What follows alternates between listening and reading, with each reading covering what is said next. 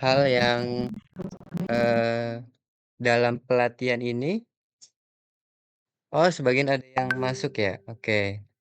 Pak Pak Umam terima kasih sudah menginformasikan, jadi peserta ada yang sudah masuk gitu ya? Oke. Oke, Bapak dan Ibu, sebelumnya terima kasih, kami ucapkan dan kami memohon, eee, kalau misalkan ada hal-hal yang dalam pelatihan ini masih kurang gitu ya dalam baik itu dari pelayanan ataupun dari respon gitu ya, dari kami sehingga, kami memohon maaf gitu ya. Nah, tapi saya rasa, eee 3 hari ini kita sudah melakukan semaksimal mungkin dan, baik itu yang telat gitu ya, tadi kemarin ada gangguan dibantu oleh, admin SCC, ini sangat luar biasa. Artinya kita melakukan pelayanan yang service excellent gitu Bapak dan Ibu ya. Oke, selanjutnya Bapak dan Ibu untuk pra-assessment, jadi, saya akan singkat saja. Jadi ini sebagai persiapan Pak Umum ya, untuk para peserta itu melakukan uji kom Bapak dan Ibu. Nah, Bapak dan Ibu di sini Bapak dan Ibu, karena Bapak dan Ibu itu pelatihan, maka nanti uji komnya itu observasi gitu ya. Observasi itu apa gitu ya, observasi itu metode observasi itu Bapak dan Ibu ada 3 tahapan. Tahap pertama yaitu tes tulis. Jadi tes tulis itu, seperti post-test itu Bapak dan Ibu ya. Jadi Bapak dan Ibu nanti mengerjakan Pak Ridwan, yaitu mengerjakan, pilihan ganda gitu ya, itu tahap ke-1. Nah, terus tahap kedua adalah observasi. Nah, observasi itu Pak, Pakus, jadi nanti asesor itu akan menyuruh untuk mempraktekkan unit kompetensi gitu ya. Yang ada di skemanya itu yang dipilih. Misalkan Pak Ridwan adalah skema pelaksanaan kewirausahaan, maka asesor akan menyuruh Pak Ridwan untuk, melakukan praktek gitu ya, yang ada di unit kompetensinya. Nah, termasuk juga Pak Kus gitu ya, nanti asesor akan bertanya seputar konsultan pendamping, Pak. Ya, Nah, siap. oke, siap ya, Pak, ya? Insya Allah. Insyaallah luar biasa. Ini, mentornya siapa, Pak? Pak Kus nih? Ada Oke, Ya, Pak, Pak ya. Kus mentornya siapa, Pak? Saya coba masih ingat? Kak, Pak itu Pak, siapa? Apa sebentar. Oke. Oh, Muhammad Khairul Umam. Wah, aduh. Khairul Uman ya. Wah, Pak Umam gimana, Pak? Ini udah 2 hari masih belum hafal nih. Pak Kus gimana? Nih ada Pak Umamnya. Oke. Khairul Uman orang Majalengka. Oke, wah luar biasa Pak Umam, ini sampai hafal, kotanya gitu ya? Iya. Oke. Bapak dan Ibu nanti, oke terus tahap ketiga itu adalah pertanyaan mendukung Bapak dan Ibu atau, wawancara gitu ya. Nah ini sebagai penguat, untuk observasi. Jadi nanti ketika Bapak dan Ibu ini observasi atau praktek, asesor ini sambil bertanya, Pak Christian, yaitu bertanya seputar unit kompetensi. Nah, bertanyanya itu Bapak dan Ibu adalah yang berkaitan dengan, unit kompetensi ya, yang pastinya nanti asesor itu tidak mungkin bertanya di luar unit kompetensi. Jadi, dipastikan Bapak dan Ibu, saya memastikan bahwa nanti asesor ini ketika bertanya, itu pastinya sesuai dengan unit kompetensi gitu ya. Oke, itu adalah ada 3 tahapan Bapak dan Ibu. Nah, Bapak dan Ibu, saya informasikan bahwa, nanti ketika uji kom nah saya mau nanya deh, Bu Katri, uji komnya kapan nih? Apanya, Pak? Uji komnya, pelaksanaan uji komnya? Skemanya kewirausahaan. Iya, pelaksanaannya di hari apa gitu? Jadwalnya? Jadwalnya belum tahu. Kalau lihat Oke. kalau lihat Tanggal iklannya 22 itu ya? tanggal 23 kalau lihat iklannya ya. Nah, oke, 22 tuh. lihat iklannya Pak Ya, Asril. Jadi nanti Bapak dan Ibu nanti sekarang bisa, bertanya gitu ya, karena nanti Bapak dan Ibu kan harus mempersiapkan gitu ya. Nah itu, oke.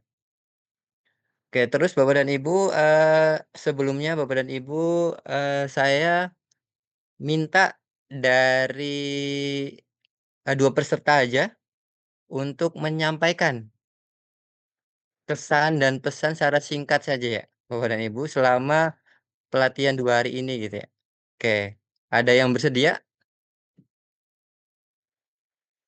Oke, Pak Ridwan deh, Pak Ridwan, 1, yang kedua dari Pak Kus deh, saya rasa Pak Oh, Kus semangatnya luar biasa gitu ya. Nah, di oke. sini ada Mohon mentornya gitu mohon ya. mohon maaf nih, Pak. Kalau Oke, kalau kemarin ini saya ada gangguan, Pak. Jadi saya oh, kemarin itu terganggu ikut ikut mhm, kegiatan pelatihannya. mhm, Kebetulan lokasi saya ini agak di gunung, jadi kemarin ada hujan angin, jadi mati lampu di sini nih, gangguan koneksi. oke. Mhm. Ta tapi gimana Pak, selama 2 hari ini berarti,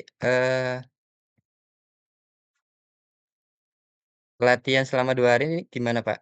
Ya, alhamdulillah, karena materinya juga dikirim, Mhm, jadi mmm, paling tidak saya bisa belajar, oke, bisa eee, ngikutin belajar. oke, mentor-mentornya asik ya Pak ya? Nah, mudah mudah sekali alhamdulillah Pak Oke, wah Khairul luar Umam itu biasa. mudah sekali, bahasanya Luar sederhana dia biasa. waktu hari pertama.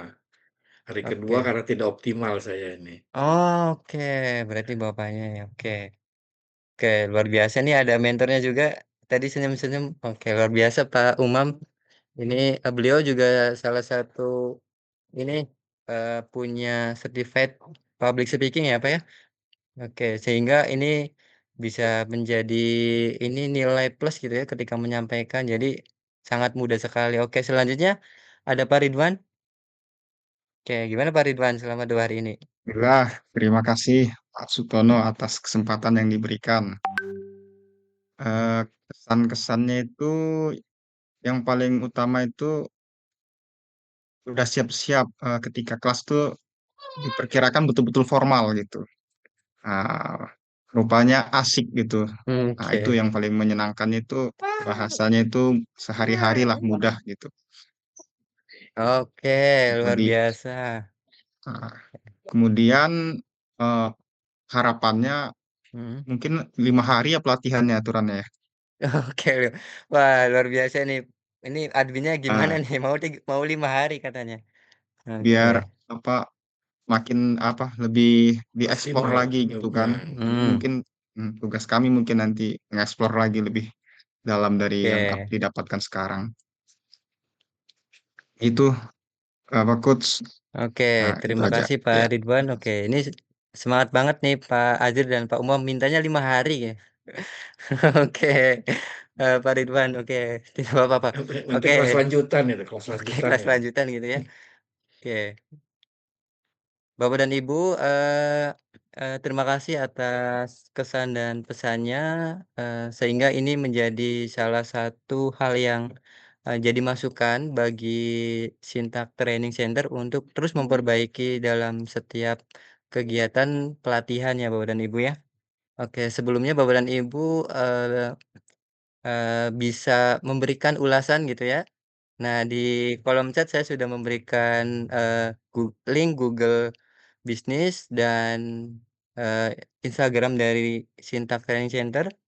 Nah, Bapak dan Ibu bisa memberikan ulasan gitu ya di situ, tentang hal-hal yang Bapak dan Ibu sudah, rasakan dan pelayanan misalkan dari pelayanan atau dari mentornya gitu ya, Bapak dan Ibu. Oke, selanjutnya, saya mengingatkan Bapak dan Ibu untuk tetap semangat dan tugasnya jangan sampai lupa untuk diselesaikan, karena Bapak dan Ibu, salah satu untuk Bapak dan Ibu lulus mendapatkan sertifikat pelatihan ini harus menyelesaikan tugas-tugas yang diberikan oleh mentor ya, atau tutor. Mungkin itu saja dari saya Bapak dan Ibu, sekian dan terima kasih. Wassalamualaikum warahmatullahi wabarakatuh. Oke, Waalaikumsalam warahmatullahi oke. wabarakatuh. Oke, Bapak dan Ibu silakan masuk ke room-nya masing-masing. Nah, karena takutnya nanti kemalaman ya, Bapak dan Ibu. Oke. Recording stopped.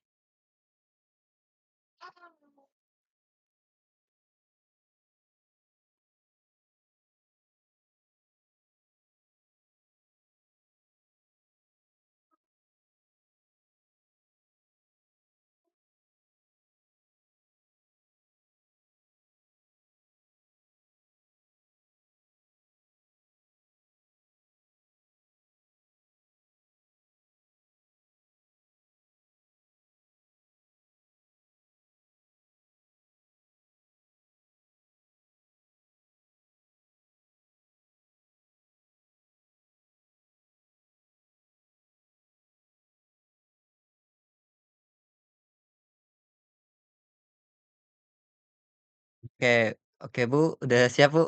Kita langsung aja, Bu, ya? Oke, biar nanti tidak kemalaman, oke.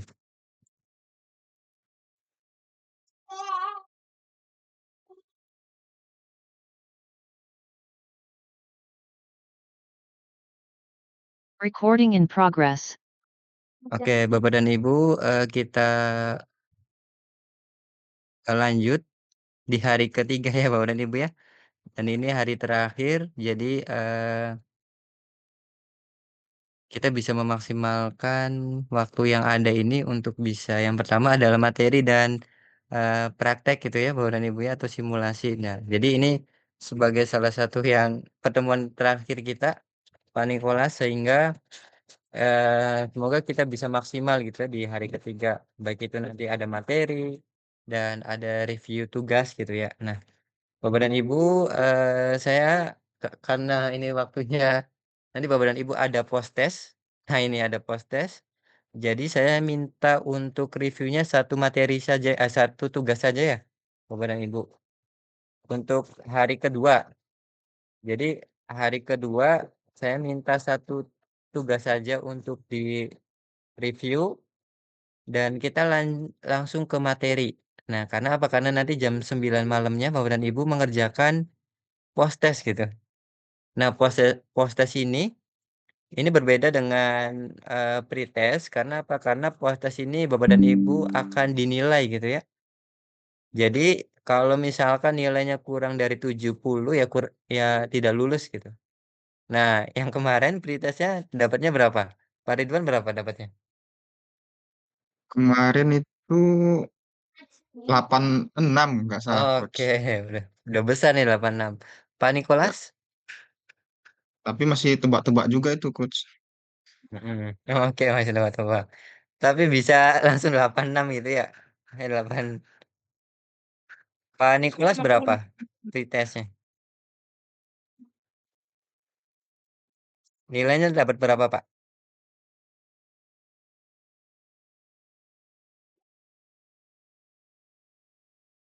Oke, kayaknya Pak Nikolas masih ini ya, suaranya masih gangguan. Oke, Bu Nur Aiman dapat berapa, Bu? Kemarin Nilainya? Pak, kemarin tuh ya nggak tempat ngisi semua, jadi diklik-klik aja. Oke, berapa, Bu? 5 berapa? Ya, cuma 50.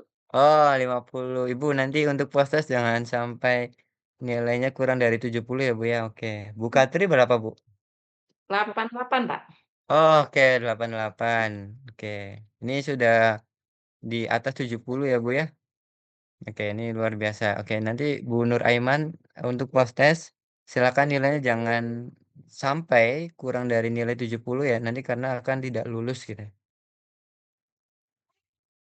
Oke, Pak Nikolas suaranya masih gangguan ya, Pak, ya? Di sini masih coba, Pak.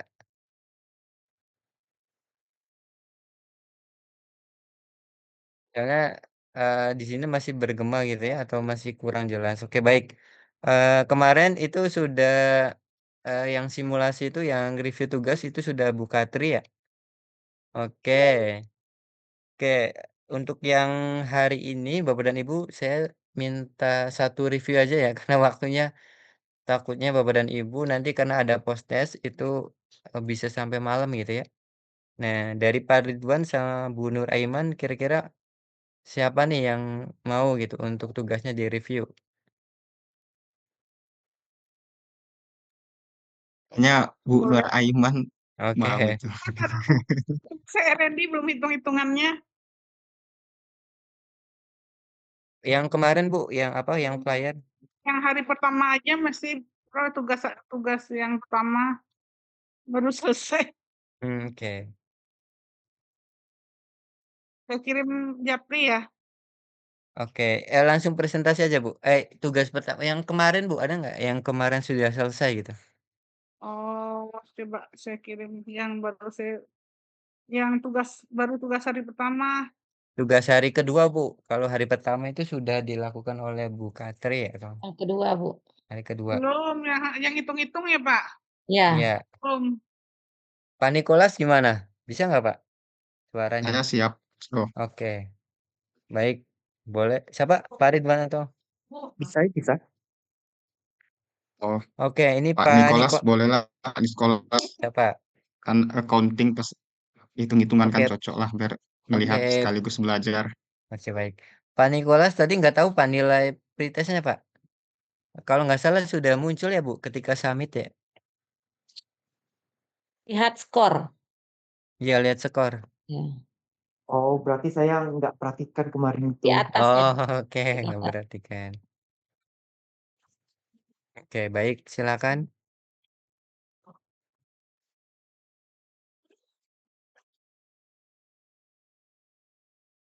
Bisa pakai share ya, share Zoom Bapak dan Ibu.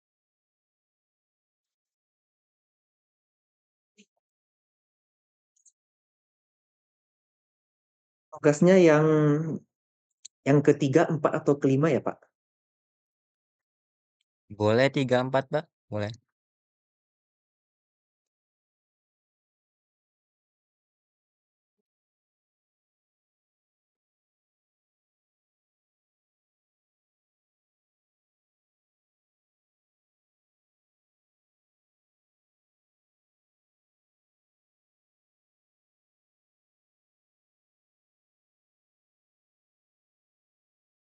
Oke, boleh Pak, nggak apa, pilih satu aja Pak, 3 atau 4 ya. Tugas ketiga Ya, atau tugas keempat. Oke, boleh. oke. Ini lagi join. Saya pakai device yang lain.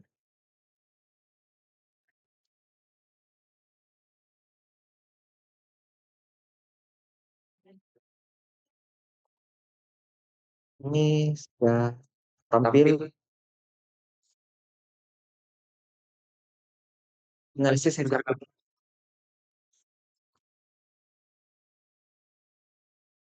analisis harga pokok penjualan HPP susu kambing Fatur.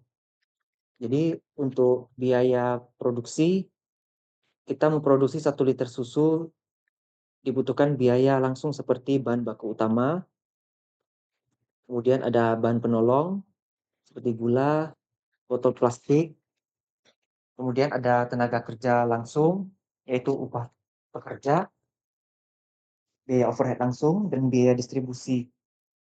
Nah, total dari biaya produksi ini adalah 37.000 per 1 liter. Kemudian untuk menentukan harga jual, karena kemarin permintaannya 25%, maka di sini kita tetapkan misalnya dengan margin 30%. Margin 30%-nya dikalikan dengan 37.000, itu dapatnya 11.100. 11.100 ini yang ditambahkan ke harga pokok atau total biaya produksi awal 37.000 menjadi 48.100. Saya bulatkan itu menjadi 50.000 harganya per liter. Maka untuk menghitung laba, kita asumsikan penjualan 300 liter per bulan dengan harga jual 50.000 per liter, maka total pendapatan per bulan adalah 15 juta. HPP 300 liter kali 37.000 itu jadinya 11.100, sehingga kita mendapatkan laba kotor 3.900, di mana ini setara dengan keuntungan 26%, di mana target tadi minimal 25% sudah terpenuhi. Ini untuk analisisnya, untuk efisiensi biaya bahan baku masih dominan.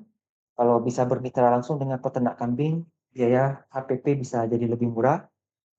Harga jual itu juga masih kompetitif dibanding pesaing. dan kita perlu strategi promosi nilai tambah agar konsumen mau membayar harga premium. Kemudian untuk tugas yang keempat, analisis biaya investasi. Sini kita investasi perlu renovasi peralatan tempat produksi, kemudian ada mesin pasteurisasi, ada freezer dan kulkas, alat pengemasan, dan ada beberapa izin lainnya. Ini totalnya mencapai 87 juta. Modal awal untuk 3 bulan pertama, kita butuh bahan baku susu kambing segar, butuh bahan penolong, gaji, biaya listrik, sampai biaya promosi itu di angka Rp54.500.000.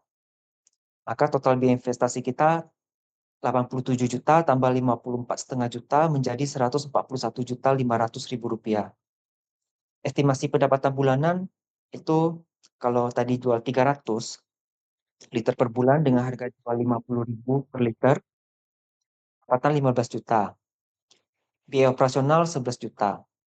Maka laba bersih 4 juta, kita balik modalnya di 141.500.000 bagi 4 juta itu di 35,375 bulan, di mana setara dengan 2 tahun 11 bulan 12 hari atau hampir 3 tahun ya. Nah, jadi ada butuh strategi efisiensi bahan baku agar bisa mempercepat BEP menjadi kurang dari 3 tahun. Sekian Pak Sutono untuk tugas 3 dan tugas 4 saya. Terima Oke, kasih. oke, baik itu berarti produknya apa, Pak? Susu kambing, Pak? Susu kambing, pasteurisasi. Oke. Berarti kalau susu kambing itu apa eh, untuk apa di tempat Bapak itu bisa, Pak, di apa usaha susu kambing itu? Iya, kebetulan memang Hmm. sama teman juga saya bantuin juga promosiin. Oke. Oh, berarti ini usaha temennya Bapak gitu. Iya, Oke, baik. Oke, kalau susu kambing itu berarti untuk dianya berarti beli ke peternak atau gimana, Pak? Atau dia yang itu sendiri? kebetulan teman ini punya peternakan juga, Pak. Oke. Berarti dia juga kayak peternak juga, Pak, ya? Iya, dia peternak. Mhm, Peternak mhm. kambing perah. Oh, kambing perah ya, oke, oke.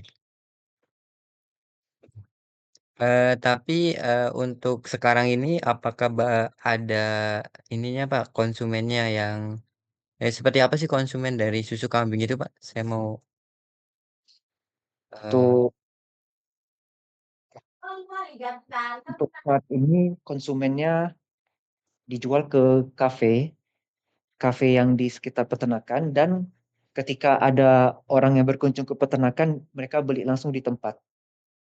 Nah, sehingga di sini untuk promosi memang masih lokal. Itu masih menjadi tantangan yang baru untuk bisnis ini. oke, baik. Oke, baik cukup. Oke, Pak Nikolas, terima kasih ya, Pak, ya. Oke, Ya, kita terima kasih, Pak. oke, Pak Nikolas. Tinggal nanti dirapiin aja ya, Pak, ya, karena tadi masih belum rapi barangkali tulisannya ada yang di-bold, ada yang enggak gitu. Ya, siap, Pak. Terima kasih atas sarannya.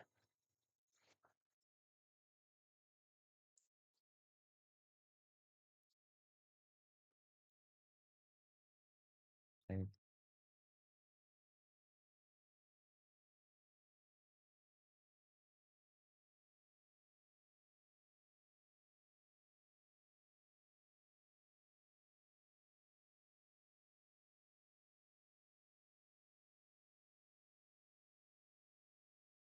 Sebentar Bapak dan Ibu ini saya eee, loading. Oke,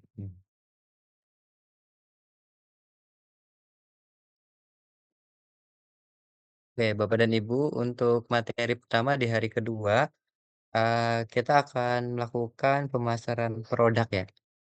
Oke, jadi untuk di hari kedua untuk flyernya Berarti sudah bisa semua ya pakai Canva ya? Oke, Bapak dan Ibu. Jadi, apa sih sebenarnya pemasaran produk gitu ya? Jadi pemasaran produk adalah, aktivitas Bapak dan Ibu, aktivitas yang dilakukan untuk mengenal, menawarkan, dan menjual gitu ya, produk kepada pelanggan. Nah, pemasaran produk ini, di era sekarang ini sudah berubah, Bu Katri gitu ya, yang dulunya mungkin kalau pemasaran produk itu, dilakukan secara konvensional gitu ya, misalkan menggunakan brosur atau datang ke orang-orangnya ataupun datang ke, eee, yang jadi segmen kita gitu ya, atau ke toko-toko ataupun, yang berkaitan dengan tatap muka. Nah, sekarang itu pemasaran sudah berubah Bapak dan Ibu, yaitu, sekarang banyak menggunakan yang namanya digital marketing gitu ya.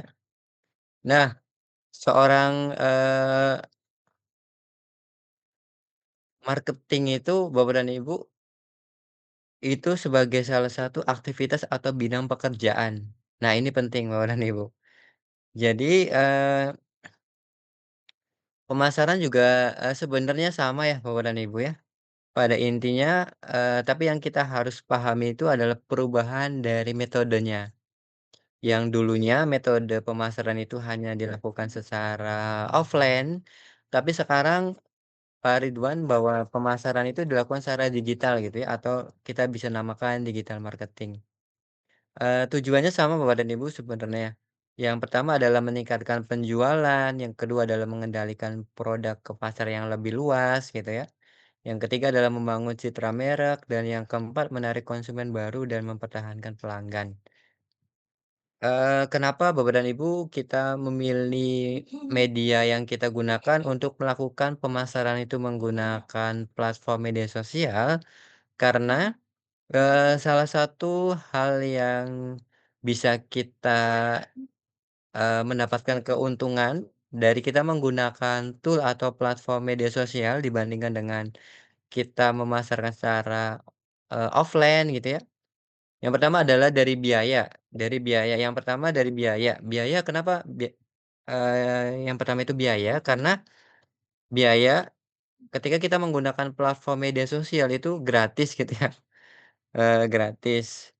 Eee, Terus juga kita bisa menjangkau jutaan atau, ratusan atau bahkan bisa puluhan gitu ya, puluhan ribu orang. Tapi dengan syarat gitu ya, dengan syaratnya bagaimana, eee, strategi kita untuk video atau flyer ataupun, eee, iklannya atau kontennya itu bisa menjangkau banyak orang gitu ya. Salah satunya itu adalah yang sekarang lagi ngetren itu adalah viral gitu ya. Nah, bagaimana, konten kita itu bisa viral Bapak dan Ibu. Nah, konten viral itu sebenarnya ada, tool yang kita bisa memanfaatkan gitu sehingga konten kita bisa viral. Nah, salah satunya orang yang harus paham juga, yang dimiliki oleh kemampuan wirausaha itu memilih media sosial mana yang paling digunakan oleh masyarakat Indonesia, misalkan target kita itu di Indonesia, dan mana yang orang Indonesia itu tidak menggunakan media sosial tersebut gitu ya. Oke, kira-kira media sosial yang paling banyak digunakan atau penggunanya di Indonesia itu kira-kira apa Bapak dan Ibu? TikTok mungkin, Kak, ya? Bukan? Oke, TikTok, Facebook banyak juga, Pak. Facebook, Instagram, Pak. oke, Instagram gitu ya. Nah, benar Bapak dan Ibu. Jadi ada yang bilang, Instagram, Facebook, dan TikTok. Nah ini, saya mengambil ketiga media sosial ini untuk dijadikan, ep pembahasan kita di materi pertama ini.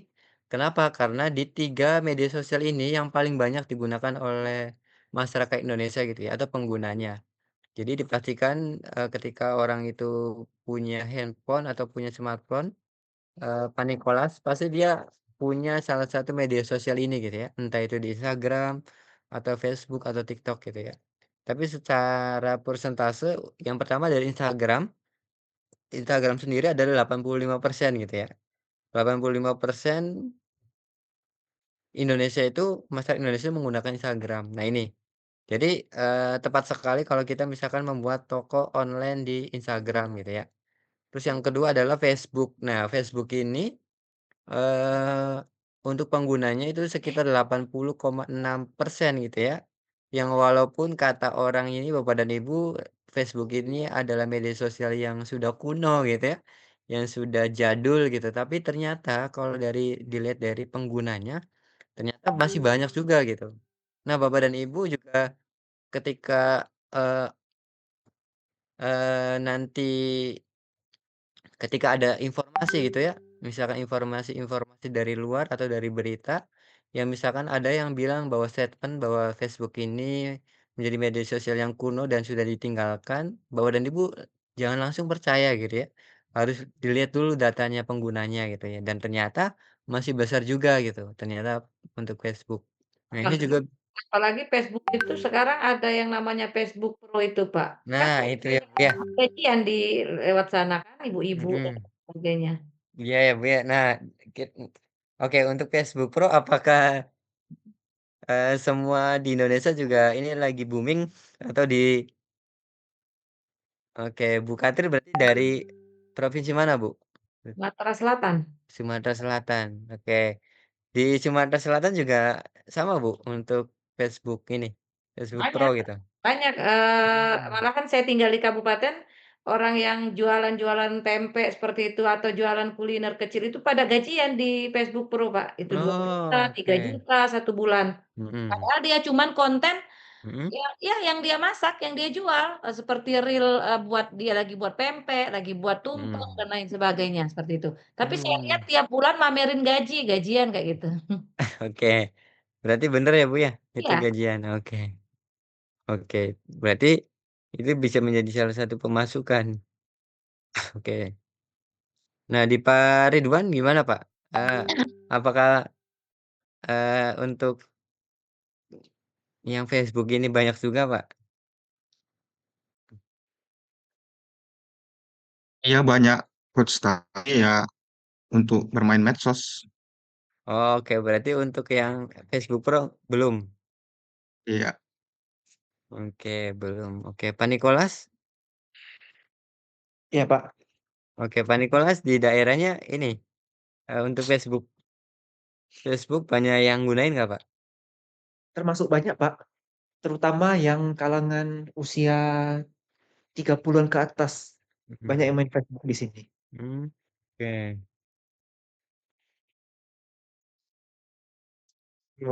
Kalau yang anak muda, TikTok jadinya sekarang, Pak, kalau di Pekanbaru. Oke, TikTok ya. Oke, baik Bapak dan Ibu. Ini, jadi, kita juga harus melihat dari data dan lapangan ya Bapak dan Ibu ya. Oke, jadi, Bapak dan Ibu saya rasa tadi di sini pendidikannya ya paling bawahnya itu S1 gitu ya. Jadi saya rasa, Bapak dan Ibu, sudah punya filternya gitu. Jadi ketika ada informasi yang masih belum Bapak dan Ibu ini tahu datanya, mungkin Bapak dan Ibu sudah memfilter gitu ya. Artinya Bapak dan Ibu sudah punya, filteran untuk informasi itu masuk ke kita gitu. Jadi jangan sampai kita itu salah informasi ya. Yang ketiga adalah TikTok Bapak dan Ibu. Nah ini TikTok adalah salah satu media sosial pendatang baru, tapi dia, jelas gitu Bapak dan Ibu segmennya. Segmennya TikTok ini anak muda, atau Gen Z gitu ya. Jadi sehingga, diferensiasinya itu sangat, eee tinggi sekali gitu Bapak dan Ibu. Dan kenapa dia langsung masuk ini, karena dia pembeda dari Instagram, Facebook, ataupun media sosial yang lainnya, atau Twitter gitu ya, ataupun apa. Jadi TikTok ini ya, dia, segmennya sudah jelas, sangat-sangat jelas, yaitu untuk, kaum anak Gen Z gitu ya, dan orang yang suka dengan hal-hal yang, interaktif atau yang lebih ke gerak gitu ya, ke video-video yang ke apa, dunia keasikan gitu ya, dunia, yang oke. Selanjutnya oke, Bu Gantri deh, Bu Katri, coba minta bacakan Bu untuk, tujuan, In karakter, dan demografi dari 3 media sosial ini. Oke, baik Pak, siap. Dari Instagram, tujuannya berbagi foto atau video membangun merek pribadi atau bisnis. Karakteristiknya feed, stories, IGTV, Reel. Demografinya utama 18 sampai 34 tahun, fokusnya visual. Untuk Facebook, tujuannya menghubungkan teman dan keluarga, berbagi konten pribadi dan interaksi grup. Karakteristik wall, stories, emoji, grup diskusi. Demografi utamanya pada usia 25 sampai 34 tahun berbagai usia. Untuk TikTok tujuannya membuat atau menonton video pendek, komunitas kreatif, karakteristiknya feed, video, duet, challenge, algoritma konten, viral, kemudian demografi utamanya ada pada 16 sampai 24 tahun, fokus kreativitas dan hiburan. Nah, ini Bapak dan Ibu, ini, bisa jadi pegangan Bapak dan Ibu untuk, melihat juga gitu ya, ketika Bapak dan Ibu ini ingin, membuat konten dan mempromosikan kontennya, Bapak dan Ibu harus melihat juga gitu. Misalkan, antara konten yang ada di Instagram dengan konten yang ada di Facebook itu berbeda Bapak dan Ibu. Misalkan kalau di, eee, Instagram, Bapak dan Ibu mau nggak mau, kalau mau videonya itu bisa menjangkau, lebih banyak, maka pot flyer, foto, atau video itu harus jernih, gitu ya. Atau karena apa? Karena fokus dari Instagram itu visual, Bapak dan Ibu. Jadi mohon maaf ya kalau misalkan kita mengupload misalkan video promosi ataupun video pengenalan untuk brand kita, atau me-launching gitu ya di Instagram, tapi foto atau video kita itu misalkan burik gitu. Nah, ini tidak masuk segmennya Bapak dan Ibu, karena fokus dari Instagram itu adalah visualnya. Nah, untuk Facebook itu adalah berupa deskripsi Bapak dan Ibu. Jadi ada foto dan ada deskripsi gitu ya, atau ada cerita, atau ada bisa untuk komen-komenan, atau misalkan untuk chat gitu ya, untuk bales chat. Nah, ini yang cocok. Nah, kalau TikTok adalah fokusnya adalah, berupa video itu yang singkat Bapak dan Ibu. TikTok itu algoritmenya video tapi singkat. Nah, misalkan Pak Ridwan memaksakan gitu ya, misalkan mengupload video 1 jam di TikTok gitu. Nah ini, eee, karena bukan segmennya, saya rasa pastinya jarang yang nonton ya, Pak Nikolas gitu ya. Oke. Kalau 1 jam berarti kalau video mungkin lebih dari 1 jam berarti di mana, Pak, kira-kira? Di Facebook? Di Facebook bisa, di YouTube Ya, kalau di YouTube di juga. YouTube gitu ya, Bu, ya? Oke. Oke, selanjutnya bukan itu sudah, oke. Bu Nur Aiman coba, minta bacakan, plus dan minusnya gitu ya, dari ketiga media sosial ini. Oh, plus dan minusnya, Instagram fokus visual yang kuat, efektif untuk branding. Fitur shop dan ADS memudahkan pemasaran produk. Eh, Minusnya sulit menjangkau pengguna di luar demografi di usia 18 sampai 34 tahun. Konten sangat kompetitif. Kalau Facebook, jangkauan luas, cocok untuk berbagai jenis bisnis, banyak fitur promosi, ADS, grup, halaman bisnis. Nah, negatifnya, algoritma rumit, jangkauan organik menurun, usia pengguna cenderung lebih tua.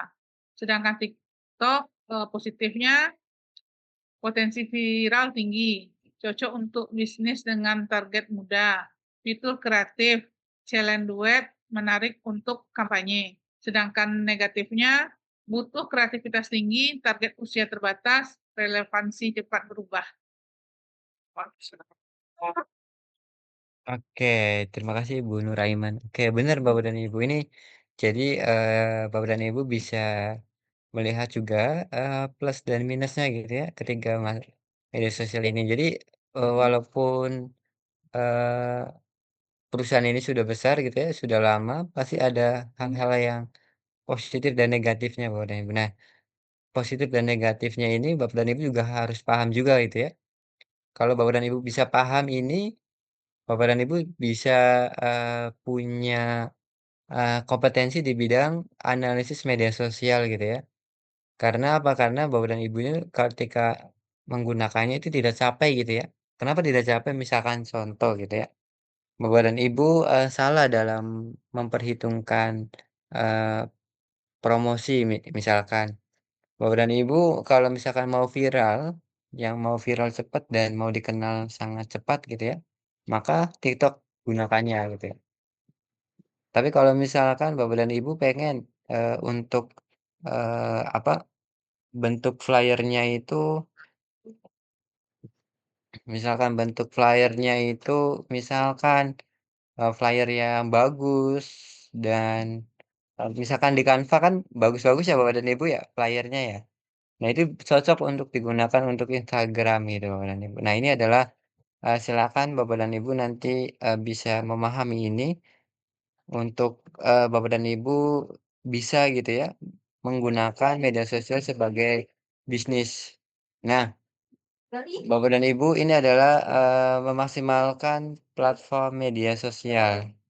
Nah, jadi untuk kita lebih fokusnya lagi dan nanti di akhir itu ada, tugas yang di mana Bapak dan Ibu harus mengerjakan. Tapi, untuk tool-nya itu yang kita gunakan adalah Instagram. Nah, saya ingin memastikan terlebih dahulu Bapak dan Ibu di sini punya Instagram? Punya Coach. Oke, punya. Pak Ridwan punya ya? Bu Nuraiman punya? Ada Pak. Oke, ada. Oke, baik. Oke, berarti ada semua ya Bapak dan Ibu ya? Nah, apa sih yang dimaksud dengan memaksimalkan platform Instagram Bapak dan Ibu? Nah, Bapak dan Ibu udah tahu bahwa di Instagram itu ada yang namanya akun bisnis atau akun profesional. Oke, di sini ada yang sudah beralih dari akun pribadi ke akun profesional? Belum. Nah, oke, belum. Belum, Coach. Pak Nikolas belum, Pak?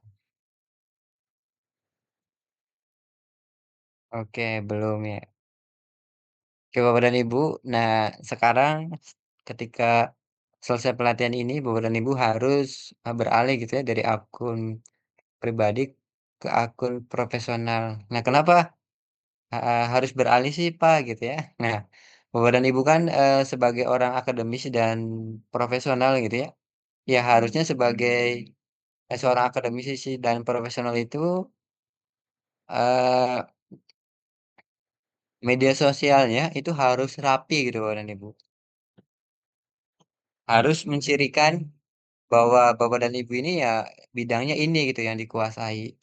Apalagi misalkan, dosen gitu ya, Bu Katri ya. Jadi, ketika Ibu menyantumkan bio dan Ibu menyantumkan highlight gitu ya, di Instagram, maka mahasiswanya Bapak dan Ibu ini, itu merasa bahwa dosennya itu sangat luar biasa gitu. Jadi bisa aja menjadi Bapak dan Ibu ini sebagai role model gitu ya, dari mahasiswanya Bapak dan Ibu. Nah, ketika mahasiswanya itu, Bapak dan Ibu itu menganggap Bapak dan Ibu itu role model, maka Bapak dan Ibu nanti akan dihargai gitu ya. Jadi, ini Bapak dan Ibu, pentingnya untuk beralih. Nah, Bapak dan Ibu gampang untuk dari akun pribadi ke akun profesional, itu tinggal Bapak dan Ibu, eee, membuka di pojok kanan ya, di pojok kanan di Instagram itu ada titik 3 ya Bapak dan Ibu ya.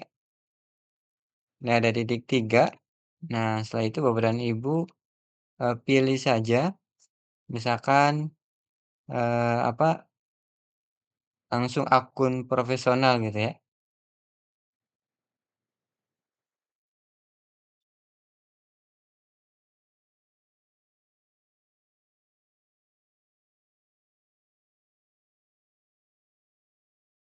Nah, setelah itu Bapak dan Ibu, bisa memilih kategorinya. Nah, kategori bisnis ataupun profesional itu silakan.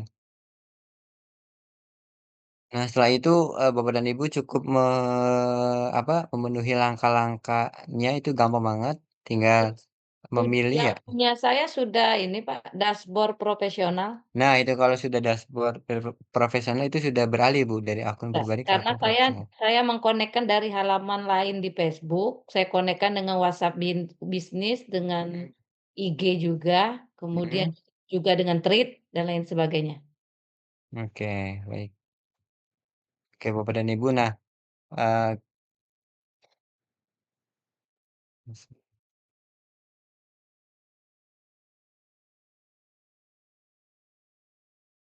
oke. Nah, Bapak dan Ibu, nah ini adalah contohnya, akun profesional. Nah, gimana sih Bapak dan Ibu cara mengoptimalkan akun profesional? Nah, pastinya foto profilnya yang bagus ya Bapak dan Ibu ya, atau misalkan kalau punya template ya ya bolehlah gitu ya.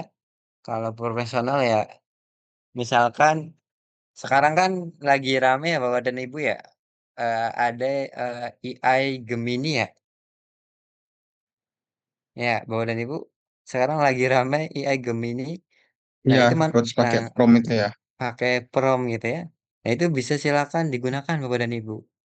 Nah, jadi Bapak dan Ibu coba, membuat, foto profil yang, eee, yang bagus gitu ya. Itu nggak apa-apa menggunakan AI Gemini gitu, itu boleh Bapak dan Ibu.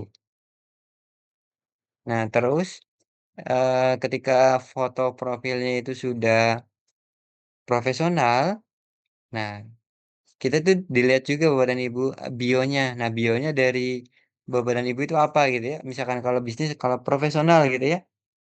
Nah, Bapak dan Ibu tuh sebagai apa sih gitu ya, misalkan sebagai lektur atau profesional itu cantum atau entrepreneur gitu ya, Pak Ridwan. Oke, misalkan Pak Ridwan sudah ini belum Pak, ditulis belum misalkan di bionya, Bapak sebagai Oh, apa gitu? belum Sudah? coach. Oke. Nah, sekarang boleh Pak. Silakan ditulis itu sebagai Ya, salah satu keahlian gitu. Jadi jangan malu ya, Pak, ya. Kadang kan ada ya, Pak, ya, yang malu gitu. Udahlah, nggak iya, usah nggak usah betul coach. ditulis lagi gitu. Nah, itu berarti dia tidak percaya dengan kemampuannya, Bapak dan Ibu. Jadi silakan Bapak dan Ibu menuliskan gitu ya. Oke, Bu Katri sudah menulis belum, Bu? Bahwa Ibu sebagai dosen ini? Sudah Pak, Oke, nah ini. semua pengalaman kerja saya juga saya yang di ininya sudah saya tulis, apalagi di Facebook kan. Nah, itu nggak apa-apa, Bu. Ini sebagai jadi Ibu itu diakui gitu ya. Jadi itu profesi itu ya nggak apa-apa Bu, dia orang itu lihat gitu kan. Itu tidak, bukan juga kita sombong Bu ya, bukan gitu ya, tapi itu sebagai, Identitas eee, ya Pak. identitas gitu Pak. Jadi identitas kita itu ya jelas gitu kan. Oke. Terus highlight Bu, barangkali nanti story-story-nya gitu ya, lagi di-up itu nggak apa-apa. Nah. Oke, selanjutnya Bapak dan Ibu, nah ini, foto dan video itu coba Bapak dan Ibu mulai dari sekarang itu ketika ada hal-hal yang berkaitan dengan artificial intelligence itu boleh Bapak dan Ibu tuh jangan langsung skeptis ya atau langsung, eee, udah ah bodo amat gitu, itu nggak apa-apa Bapak dan Ibu, itu gunakan gitu ya. Jadi jangan sampai kita nanti tertinggal gitu ya. Masa misalkan Pak Nicholas, masa Pak Nicholas sama mahasiswanya lebih jagoan mahasiswanya gitu kan. Nah, itu kan berarti ya mohon maaf gitu Pak ya, berarti keilmuan kitanya ya walaupun kita merasa bahwa kemampuan kita ini, eee, sudah banyak, tapi kenyataannya kita kalah Pak. Kenapa kalah? Karena kita tidak menggunakan teknologi, misalkan mahasiswa menggunakan teknologi gitu. Nah ini Bapak dan Ibu. Jadi, ya kita juga harus gunakan Bapak dan Ibu teknologinya gitu, sehingga nanti kita itu ya, eee, maksudnya bukan nanti menyombongkan keilmuan gitu ya. Karena keilmuan itu kalau disombongkan itu akan kalah dengan AI Bapak dan Ibu. Jadi sekarang itu AI itu ya segalanya bisa gitu ya. Oleh karena itu ya kita harus bisa beradaptasi intinya. Jadi kita jangan, skeptis dengan hal-hal baru gitu ya. Nah, mengapa analisis media sosial itu penting Bapak dan Ibu? Yang pertama adalah memahami perilaku audiens gitu. Jadi, kenapa kita menggunakan, eee, media sosial, kita jadi tahu gitu audiens kita itu seperti apa perilakunya.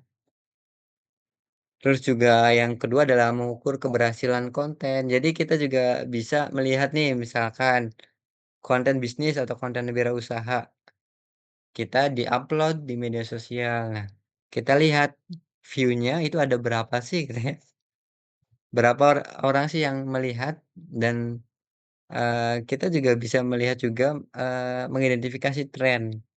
Tren itu adalah hal yang, biasanya sementara atau misalkan ada hari-hari ya hari-hari besar gitu ya, itu dinamakan tren.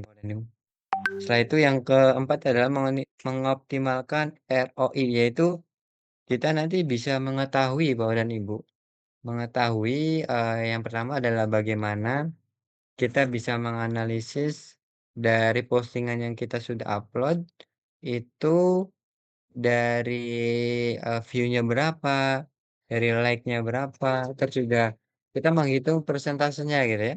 Persentase dari, data yang kita dari foto atau video flyer yang kita upload, kita bisa menganalisis datanya gitu, dengan ROI ini.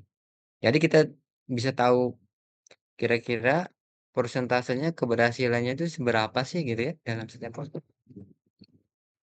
Nah, kenapa Bapak dan Ibu saya menyuruh untuk Bapak dan Ibu ini untuk beralih ke akun profesional, karena di akun profesional itu Bapak dan Ibu akan menemukan yang namanya Instagram Insight, yaitu di mana Bapak dan Ibu bisa mengetahui, interaksi, bisa mengetahui,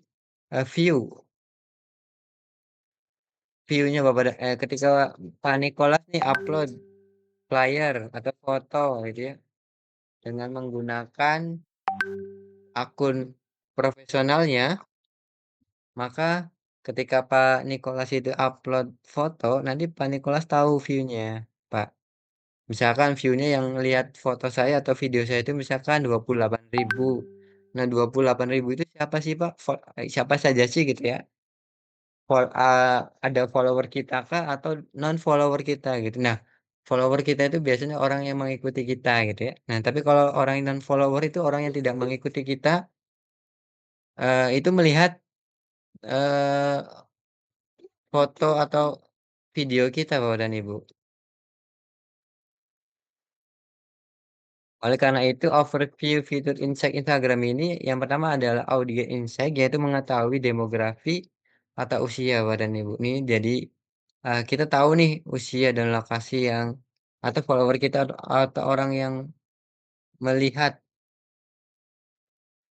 konten kita. Terus yang kedua adalah konten insight, yaitu menampilkan performa setiap postingan gitu ya.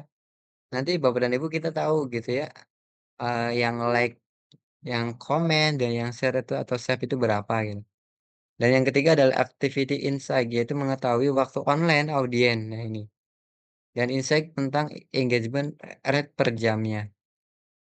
Nah, adapun data penting dari Instagram Insight ini, yang pertama adalah jumlah orang yang melihat konten, baik itu satu kali maupun berulang kali.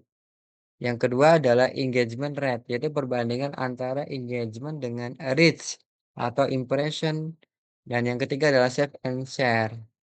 Nah, Bapak dan Ibu, ini adalah contoh bagaimana sih Bapak dan Ibu kita menghitung engagement rate. Jadi engagement rate itu adalah rumusnya adalah jumlah total like ditambah komentar ditambah share. Setelah itu dibagi jumlah follower dikali 100. Nah, ini adalah contohnya Bapak dan Ibu. Jadi contohnya adalah, saya, di Sinta Corporation Indonesia ini mengupload flyer dan flyernya kita ini mendapatkan like-nya itu 104 dan komennya 20 dan yang share-nya itu ada 1 Bapak dan Ibu. Nah, untuk rumus engagement ini ada jumlah total like ditambah komentar ditambah share. Nah, ini adalah contohnya berarti 104 ditambah 20 ditambah 1 dibagi 1835 ini adalah jumlah followernya dikali 100%. Nah, berarti dari jumlah total like itu 104 ditambah komentar 20 ditambah 1 yang share jadi totalnya 125. Nah, dibagi jumlah follower kita dan dikalikan 100%, maka eh, kita mendapat engagement-nya itu sekitar 6,81%. Nah, 6,81% ini Bapak dan Ibu itu bisa sudah dikatakan sukses gitu ya atau berhasil atau banyak orang yang aware gitu ya dengan flyer kita atau postingan kita. Untuk rata-ratanya untuk menghitung engagement itu yang paling bagus itu ya sudah bagus itu 5% itu sudah bagus Bapak dan Ibu. Artinya flyer kita ini eee, banyak orang yang, aware gitu ya, yang bisa itu dia like, komen, atau share gitu. Nah, Bapak dan Ibu, ini kita lanjut saja. Nah, ini adalah untuk tugasnya. Jadi tugasnya Bapak dan Ibu yang pertama, Bapak dan Ibu harus merubah terlebih dahulu profil Instagram yang dari akun pribadi ke akun profesional. Nah, setelah itu Bapak dan Ibu, screenshot saja foto profilnya. Nah, jadi, udah kelihatan Bapak dan Ibu ketika Bapak dan Ibu itu beralih dari akun pribadi ke akun profesional, maka di profilnya itu ada dashboard-nya gitu ya, untuk, akun profesional yang sudah pastinya. Setelah itu Bapak dan Ibu menghitung engagement. Engagement itu tadi rumusnya ya. Nah, untuk engagement ini Bapak dan Ibu silakan Bapak dan Ibu coba menghitung postingan yang Bapak dan Ibu sudah posting di Instagram, setelah itu coba Bapak dan Ibu hitung, kira-kira engagement-nya itu kita berapa persen ya? Nah ini, Bapak dan Ibu. Hitung semua ya, Pak? Yang kita posting kayak itu? Satu aja, Bu. Yang cari yang ini, yang viral kalau itu, yang banyak? Oke boleh, nggak apa-apa, Bu. Ini, yang penting untuk saya Bapak dan Ibu bisa menganalisis atau menghitung itu sudah, sesuai gitu ya. Oke. Oke, bisa dipahami Bapak dan Ibu untuk tugasnya?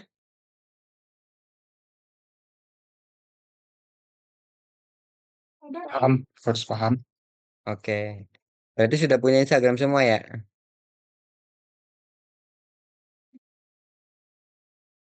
Ya sudah, Coach. Ya, followernya sedikit lah. Oke, followernya sedikit gitu ya. Jarang Oke, main Instagram. oke, oke baik Bapak dan Ibu.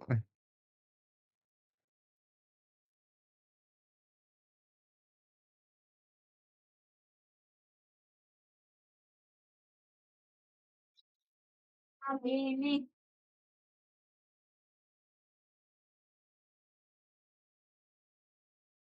Oh iya. Oke, Bapak dan Ibu kita lanjut ya. Oke, kita lanjut Bapak dan Ibu di materi Ya, selanjutnya. Coach, Oke, izin. ya. Itu video ininya nanti di akhir ya baru di-share ya? Atau gimana itu? Recordingnya ada dikasih nggak itu ya? Rekaman. Oke, rekaman yang hari kedua atau hari ketiga, Pak? Semuanya, belum ada ya?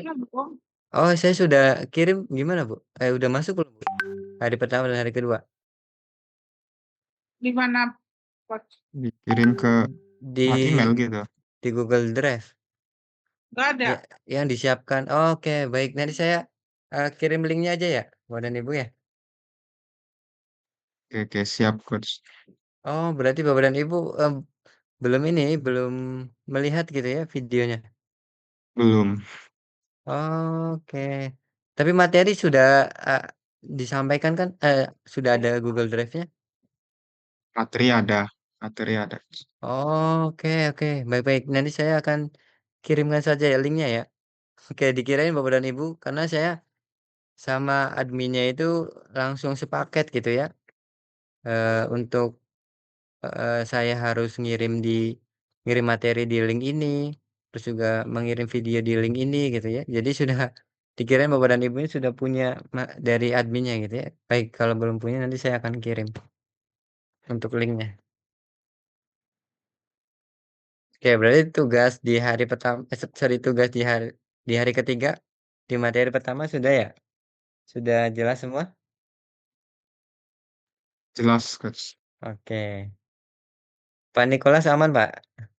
Udah punya Instagram ya, Pak, ya? Tinggal melaksanakan tugas bagi Prof. Prof. Oke, baik, Bu. Kalau ada videonya kan bisa melihat lagi ngulang. Oke, siap, Bu Nur Aiman. Oke, maaf, Bu, kirain, saya sudah punya semua gitu ya, linknya gitu ya. Oke, Bapak dan Ibu, jadi, nah ini di materi kedua di hari ketiga, Bapak dan Ibu, mengukur kepuasan pelanggan. Nah, oke, saya mau lihat Bapak dan Ibu. Bapak dan Ibu, pernah mengukur kepuasan pelanggan atau membuat sebuah, apa, melihat dari misalkan umpan balik ataupun, apa, misalkan survei gitu ya, biasanya menggunakan apa Bapak dan Ibu? Google Form. Nah, oke, Google Form. Ada lagi?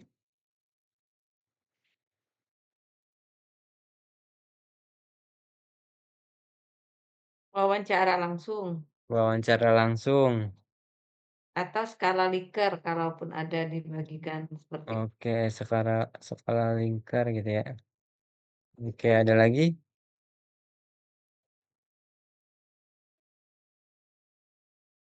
Atau kalau ini lewat apa ya? Lewat ulasan kalau di e-commerce itu lewat ulasan-ulasan pelanggan itu. Ulasan pelanggan gitu, Bu, ya. You. Penilaian pelanggan. Mhm, penilaian pelanggan. Oke, oke baik. Oke, Bapak dan Ibu, oke jadi, oke boleh Pak Ridwan minta bacakan untuk mengukur kepuasan pelanggan. Ya, Coach. Mengukur kepuasan pelanggan. Ukuran yang menunjukkan sejauh mana kebutuhan dan harapan pelanggan terpenuhi oleh produk atau layanan yang diberikan oleh perusahaan. Puasan pelanggan dapat dilihat dari berbagai aspek, seperti kualitas produk atau layanan, pelayanan pelanggan, harga yang sesuai dengan produk, atau layanan yang diberikan, dan masih banyak lagi. Oke. Oke, berarti Bapak dan Ibu, saya rasa sudah ini ya, sudah, pernah atau pasti ada yang sudah melakukan gitu ya, mengukur kepuasan pelanggan. Oke. Oke, jadi intinya Bapak dan Ibu, kenapa sih, mengapa kepuasan pelanggan itu penting? Yang pertama adalah meningkatkan loyalitas Bapak dan Ibu. Jadi kita tahu gitu ya.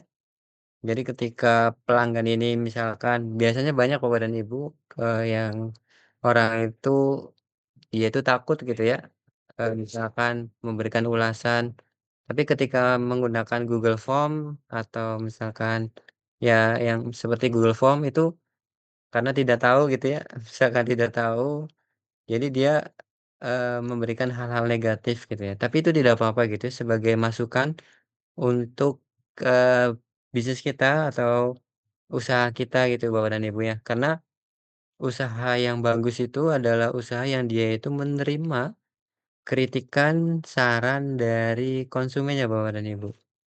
Nah, jadi jangan sampai Bapak dan Ibu ketika kita itu sebagai orang entrepreneur atau seorang kewirausahaan, itu kita takut yang namanya, kritikan gitu ya. Kritikan itu sebagai salah satu membangun sebuah bisnis untuk bisnis itu berkembang Bapak dan Ibu. Bapak dan Ibu tahu, salah satu perusahaan yang, hanya fokus kepada pelayanan tapi besar gitu, menjadi besar salah satunya itu Bank BCA Bapak dan Ibu. Jadi kalau Bapak dan Ibu tahu Bank BCA ini fokusnya itu ada di pelayanan gitu ya. Jadi jangan heran ketika Bapak dan Ibu datang ke Bank BCA eee, di depan gedungnya aja misalkan di depan kantornya Bapak dan Ibu sudah disambut oleh satpam yang ramah gitu. Ya. Nah ini, yang kedua adalah meningkatkan repeat order. Kepuasan itu Bapak dan Ibu yang namanya puas, baik itu pelayanan ataupun produknya, maka Bapak dan Ibu tanpa tidak sengaja, itu Bapak dan Ibu akan beli di situ gitu ya. Contohnya misalkan, eee Bu, Katri nih misalkan, Bu Katri misalkan Ibu pengalaman misalkan beli di toko A, tapi toko A itu ramah banget Bu, dari mulai pelayanannya sampai dengan Bu Katri itu disambut gitu ya, dan di akhir itu, si kasirnya misalkan mengucapkan selamat gitu ya, sudah berkunjung. Nah, tapi misalkan Bu Katri datang ke toko B. Nah, di toko B itu misalkan pelayanannya sudah misalkan buruk, terus juga tempatnya kotor gitu, terus juga tidak ramah. Nah, ketika Ibu Katri ini, sudah datang ke toko A dan toko B, nah ketika Ibu mau beli lagi kira-kira datang ke toko apa, Bu? Yang awal tadi, ya. Nah, oke. Nah, Iya. itu berarti yang toko Walaupun A mungkin ya? harganya kalau kalau kita lihat mungkin agak sedikit mahal dibanding toko yang lain seperti itu, Kak. Mhm, Tapi kalau layanannya buruk atau mencuekkan atau ya seperti itu, kita juga agak ini kan. mhm, Ya.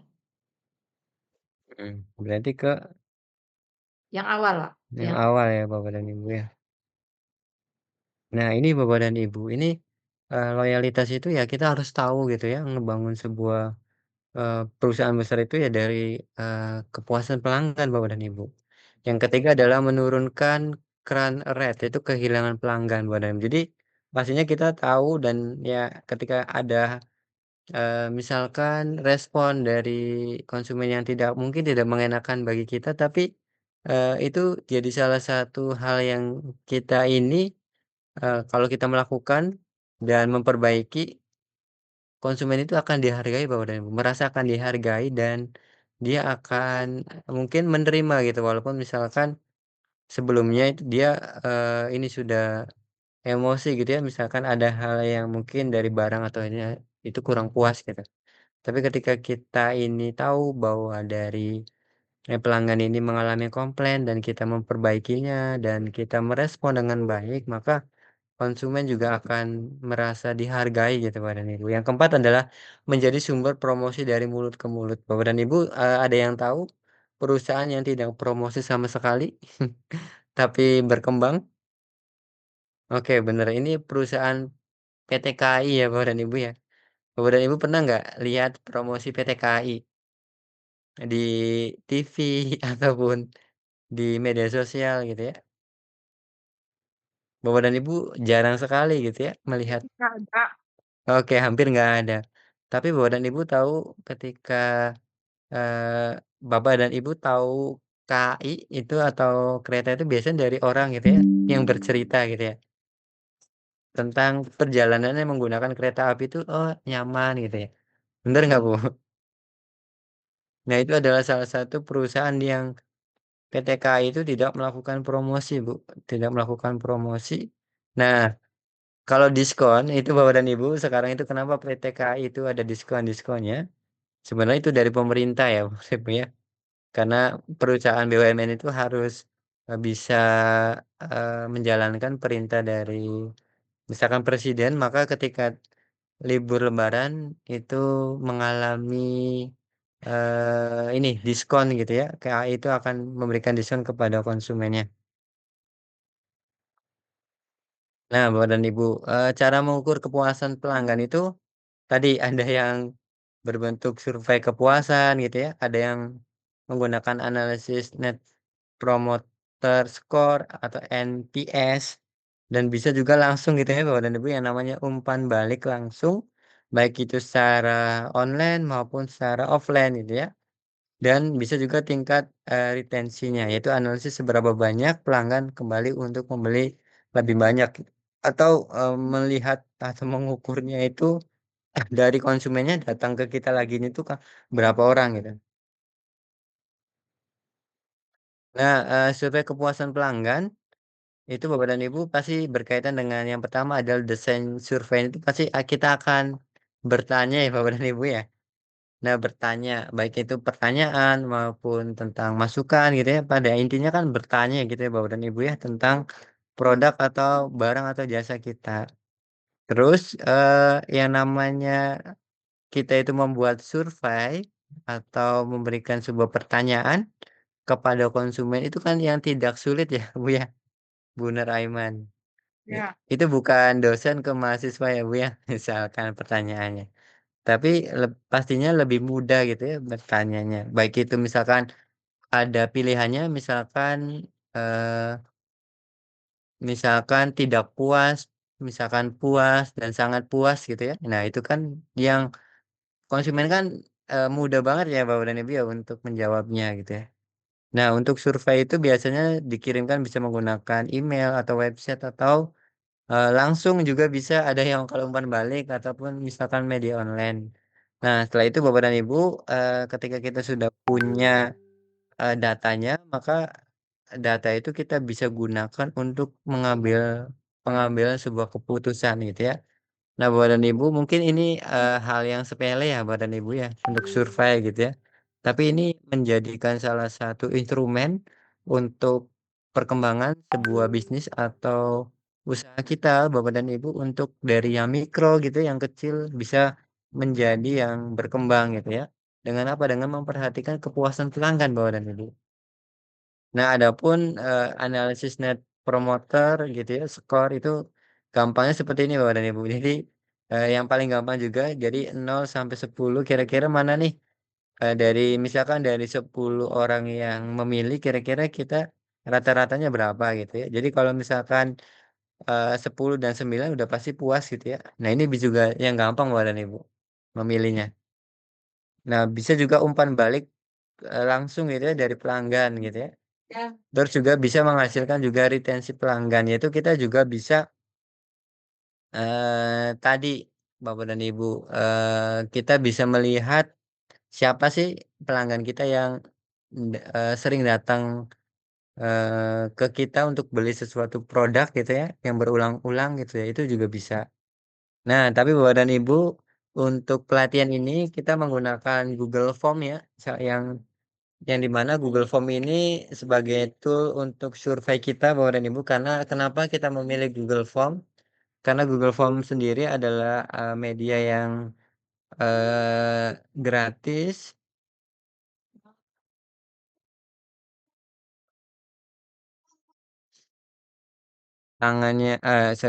yang gratis, terus juga, mudah juga digunakan dan mudah dibuat. Nah Bapak dan Ibu. Oke, sebelumnya ada yang pernah membuat Google Form? Belum Coach, dibuatkan ya. Oke, biasanya dibuatkan ya? Oke Bapak dan Susah Ibu, nggak itu Coach? oke. Susah nggak itu nggak ya? Nah, oke Bapak dan Ibu, untuk pelatihan ini Bapak dan Ibu harus membuat Google Form ya. Nah, caranya Bapak dan Ibu gampang Bapak dan Ibu caranya. Oke, tapi sebelumnya saya, bertanya, ada yang pernah buat Google Form? Bu Katri buat survei gitu? Itu kan Siapa? itu sering menggunakan Google Form tapi dibuatkan. Tapi dibuatkan Iya, gitu ya? pernah saya mau klik, Pak, tapi kemudian apa ya, kemudian diminta apa saya juga nggak ini, ya udahlah suruh orang lain aja kayak gitu. Tapi udah sering menggunakan Google Form untuk nyebarin kuesioner penelitian dan lain sebagainya. Oke. Pak Nikolas, udah sering Pak menggunakan Google Form? Pernah menggunakan Google Form?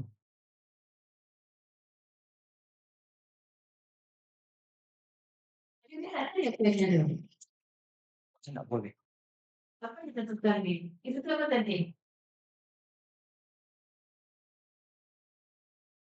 Oke, baik.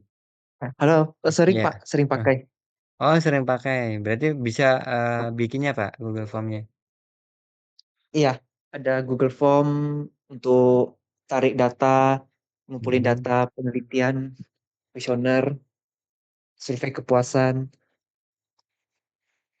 Oke, baik. Oke, ini ada Pak Nikolas berarti sudah ya. Oke, baik Bapak dan Ibu. Jadi Bapak dan Ibu untuk tugasnya nanti membuat Google Form ya.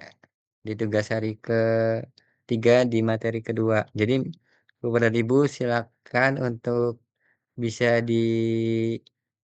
ini diamati dengan baik bagaimana caranya membuat Google Form dan tadi Bu Katri pasti ada di sini yang Bu Katri ini terlewatkan gitu ya, misalkan tidak bisa kebuka Google Form-nya. Nah, oke. Jadi Bapak dan Ibu silakan yang pertama adalah ketik saja di Google Search itu ya, di Google pencarian, kata kuncinya itu adalah Google Form, Bapak dan Ibu. Nah, Google Form ya. Nah, setelah itu di Google Form itu diklik saja maaf Bapak dan Ibu. Nah, Google Form-nya itu yang .com aja ya, yang bahasa Indonesia gitu ya, biar mudah. Nah, setelah itu Bapak dan Ibu di Google Form ini ada beberapa fitur yang Bapak dan Ibu bisa gunakan. Bisa ada fitur formula kosong. Jadi formula kosong itu kita yang desain desain awalnya itu dari kita Bapak dan Ibu yang pengen seperti apa gitu ya. Nah, setelah itu yang kedua ada informasi kontak ya. Nah, ini adalah bentuknya itu seperti kontak gitu ya. Nah, terus oke, sebentar. Terus ada RSVP yaitu bentuknya itu juga blank juga, warna warna putih dan undangan pesta dan pendaftaran. Nah, ini Bapak dan Ibu lebih enak adalah memilih yang formulir kosong saja ya. Nah, setelah itu Bapak dan Ibu di formulir itu di formulir kosong itu ada yang namanya ini apa kotak yang yang di atas itu biasanya untuk judul dan deskripsi gitu ya Bapak dan Ibu ya. Nah, nanti itu bisa Bapak dan Ibu tulis saja gitu misalkan survei kepuasan pelanggan, misalkan produk kita apa gitu ya atau misalkan apa 2025. Nah, Ibu bisa di bawahnya itu dituliskan survei ini untuk apa sih gitu ya, misalkan kasih deskripsinya Bapak dan Ibu. Nah, setelah itu Bapak dan Ibu bisa menuliskan atau membuat misalkan ada yang paling gampang ini adalah pertanyaan dan di bawahnya itu ada jawabannya gitu ya. Misalkan sangat puas, puas, cukup puas, dan kurang puas ini lebih enak. Atau pilihan ganda ya di sininya ya. Nah, setelah itu Bapak dan Ibu, kalau misalkan dirasa, nah ini adalah contohnya satu kita sudah membuat pertanyaan satu, ada judulnya, deskripsinya, dan pertanyaannya. Nah, setelah itu Bapak dan Ibu, nah ini adalah gambar mata ini adalah fitur untuk melihat tampilannya itu nanti seperti apa sih gitu ya. Nah, ini seperti ini Bapak dan Ibu. Nah, ini tampilannya. Nah, kita back lagi ya, karena kita belum bikin misalkan 2 atau 3 atau 5 gitu ya. Nah, kita back lagi.